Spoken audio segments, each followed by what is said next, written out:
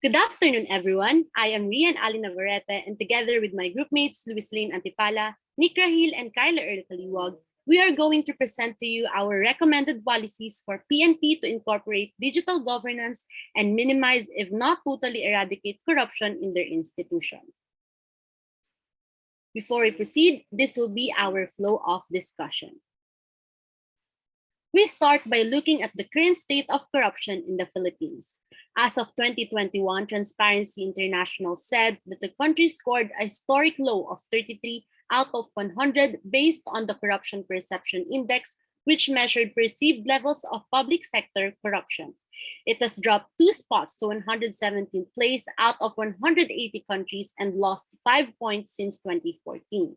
This means that the perceived level of corruption in the country is very high and results in the disruption of the justice system and equality. The Philippine National Police is not exempted from the repercussions of bad governance and unethical conduct such as abuse of power and authority, bribery, extortion, patronage politics, fraud, and financial corruption. Any act of corruption by a police officer taints the reputation of the institution and decreases public trust. This was accentuated in the war on drugs campaign by the current administration. As discussed by Hapal in his article, even though the campaign is directed against corruption practices, it resulted in widespread corruption that have been linked to extrajudicial killings.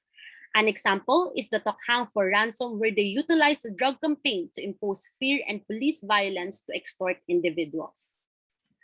Under Section 1 of 1319, or the Anti-Graft and Corruption Practices Act, it is the policy of the government, in line with the principle that the public office is a public trust, to repress certain acts that constitute graft or corruption or which may lead to it.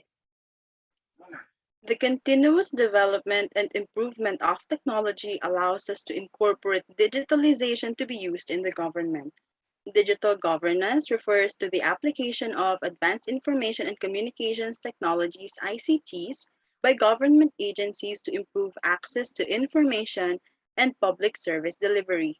Digitalization can address corruption-related issues involving the police force by making it a platform of transparency and accountability. Digital governance will also allow automation, which could prevent data tampering activities, reducing corruption done through repetitive operations. Stricter corruption prevention methodologies can be set in place to strengthen police monitoring and discourage unethical behavior while on duty. Adapting the IT technologies also removes the asymmetries of information between the police officials, which will empower the citizens and increase the awareness of the public. It is also the first step in achieving a long-term innovation in the system of governance.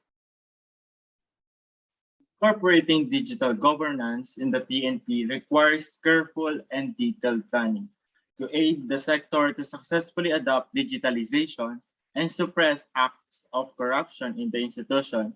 The group recommended the Good Office of Police General Dionardo the policy entitled Project Pro. This policy will include actions that are deemed to guarantee that adapting to digital governance will lead to a lower corruption level in the institution. Project Pro features promote, provide, provoke, protect, and procure. For the first recommendation, it is entitled Promote ICT Capacity Building. This recommendation aims at boosting the ICT capacity of the PNP to ensure its smooth transition to a digital form of governance. It is divided into 3 points. First is the provision of training and reskilling programs for admin officers, police officers, and other staff of the PNP. Under this, the PNP will provide seminars and workshops that will equip its members in managing and using the new technologies in the workplace. By the end of this process, administrators and police officers are expected to be armed with knowledge and skills in navigating the system in place. In addition to that, this recommendation requires PNP to develop manuals providing officers detailed information about the new system and the new standard operating procedures. The second point is the establishment of a digital arm unit. To have a secure and stable digital system, the PNP must establish a team of ICT experts to monitor and supervise the system. This may involve hiring new personnel who have extensive knowledge in information technology and upscaling of police and admin officers. The third point is the collaboration with private and other institutions. Partnering with other institutions is an excellent opportunity for the PNP to boost its ICT capacity. The PNP may benchmark best practices in managing and improving a digital system and identify technologies that could be of great benefit to the agency. The second recommended policy is provide automating financial transactions and web presence.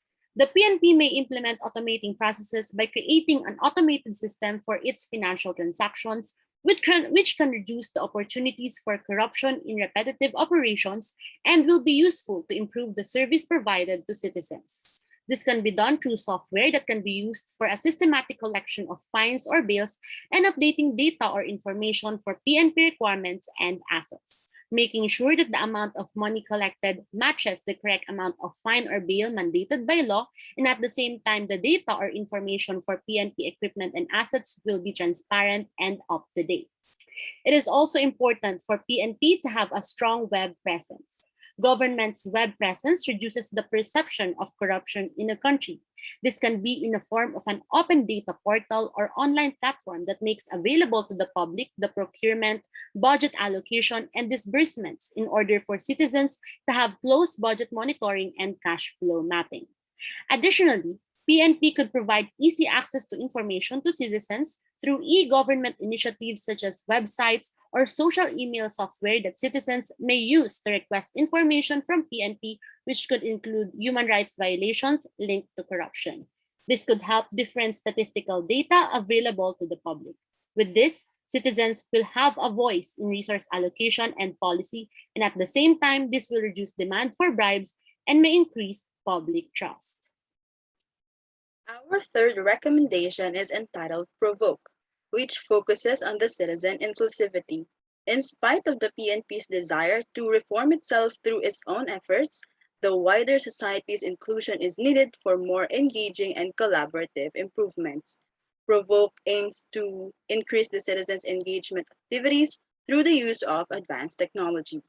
Establishment of a database proved to be the foundation of this recommendation. Through a website, citizens can report on the nature, number, pattern, types, location, frequency, and values of actual corrupt acts they experienced. The website can also contain reports on positive experiences they had with honest officers. Underrepresented communities and geographically isolated regions will have direct interactions between the government, which will empower citizens to influence PNP in their constituency through the use of SMS and the internet. Through this project, police and citizens could work collaboratively as equals within an inclusive environment with a view to improving police ethics and governance. It would be ideal and convenient if media reports would be searchable by location, sector, and other categories. However, it is important to take into account the privacy of individuals and assess existing data on an online harassment via consultation and research. Now for the fourth recommendation, it is entitled Protect, Surveillance in Police Activities. The primary purpose of this recommendation is to prevent cases of abuse of power and authority by police officers. This involves the utilization of electronic devices for monitoring police activities. Such devices are vehicle trackers, dashboards, police surveillance trackers, and body cameras. With these devices in place, police officers will be more conscious and hesitant to act undesirably. They will be discouraged from behaving unethically when interacting with civilians. Alternatively, they will be forced to observe standard operating procedures during police operations. With this, cases of police abuse and illegal arrest may be limited. Also, in cases of assault to a civilian or an officer, the recordings of these devices will provide substantial evidence in convicting the person at fault. It will provide more solid account and will in turn help bring justice more efficiently and effectively. More so, installing these devices is not only a great way of enforcing proper behavior to police officers and the public, but also a way of building trust and showing transparency. To be able to show the backstory of an incident reveals much to the public and allows them to be more understanding towards police officers' actions.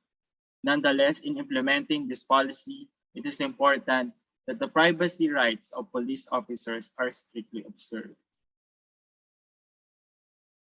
The fifth and last recommendation is procure. Procure big data analytics. Digital interactions generate big data, which can be used by the PNP to monitor and measure the effectiveness of their policies and enforcement. Yet, because government records are often lengthy and complex that the average person cannot easily read it, indeed, it would take someone of immense discipline and technical knowledge to discover the intricate patterns that indicate mishandling of funds, which is a sign of corruption. Hence, linking the big data analytics in areas including financial disclosures, public procurement, asset and tax records, it will aid PNP in identifying and understanding trends, correlations, and patterns associated with corruption quickly and efficiently. It would now be possible to comb through the information to find intricate details, schemes, irregularities, conflicts of interest, and other signs of corrupt behavior. All in all, data-driven corruption risk assessments can help the government, especially the PNP, to identify incidents of corruption and red flags, because this would immediately expose evidence of illegal activities in the department. The PNP then can adopt control practices across the cycle. Nonetheless, despite the immense potential of big data, there are still some difficulties to overcome. In conclusion, government corruption entails costs. Costs not only associated with lost tax revenues and hampered economic development, but also loss of trust and weakened democracy, which we miss out altogether. Undermining the rule of law severely worsens the plight of those who are vulnerable in society. Corruption has proven to be very difficult to solve, and fighting it remains challenging, particularly when it is deeply rooted in our country. However, with the recommended course of action our group has given, Project Pro, we believe that it could change the situation. It will help in the transition and incorporation of digitalization to address the existing problems of corruption in PNP that is prevalent at almost every level in different forms. Also, this major change in governance will require meticulous implementation as security and confidentiality issues may arise and endanger the privacy of the citizens. Despite the immense potential of digital transformation, there are still some challenges to overcome, especially in our setting where bribery and connections play an important role and when acts of corruption are constantly changing in nature.